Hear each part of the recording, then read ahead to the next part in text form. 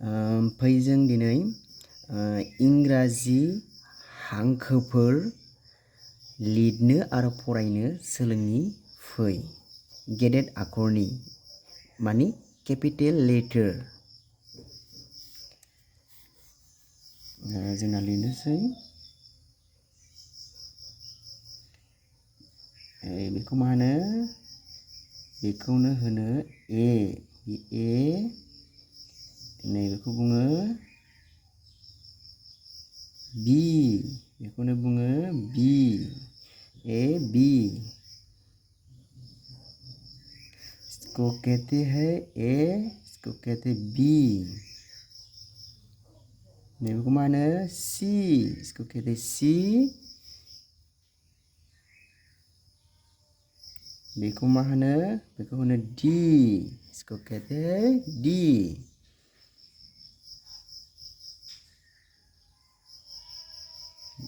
बेखौ मा होनो? बेखौ इ होनो इ। बेखौ मा होनो? Apps, E apps.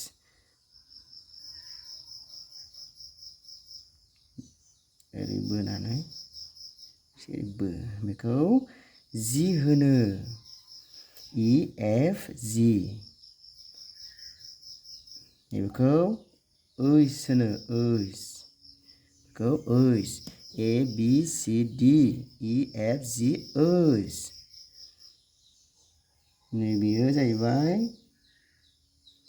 आइ होनो, बे लावथि बायदि मोनसेखौ आइ होनो। नैबे खेंखाइखौ जे होनो, नैबेखौ के होनो, बे के के आइ जे के। बेखौ एल होनो, बेखौ L I J K L. बेखौ एम होनो एम। नैबेयो एन, बे एन एम एन। नैबे गला अ होनो अ। बेखौ पि होनो एम एन अ पि। ओरै गल बोनानै ओरै बोबा बेखौ किउ होनो किउ।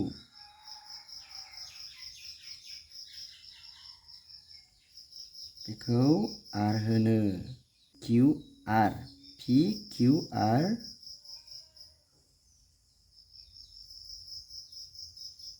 एस।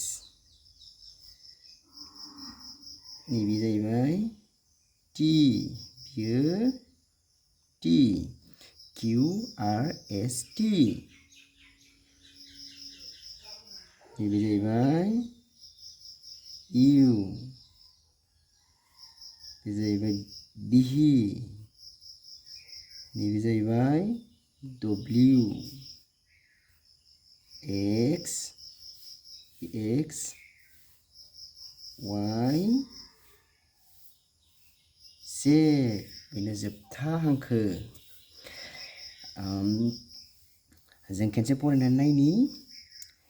बेखौ होनो ए, इसको कहते हैं ए।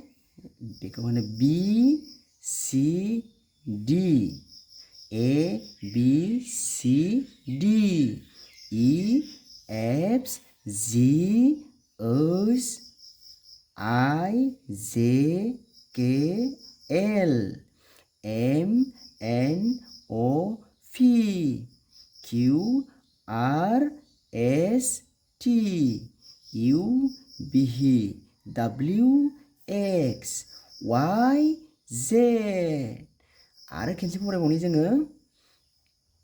Repeat A B C D E F G H I J K L M N O P Q R S T U V W X Y Z गोसोआव थाबायना जोंना बेवहाय गासै बेसेबां हांखोफोर दङ बेखौ साननि जोङो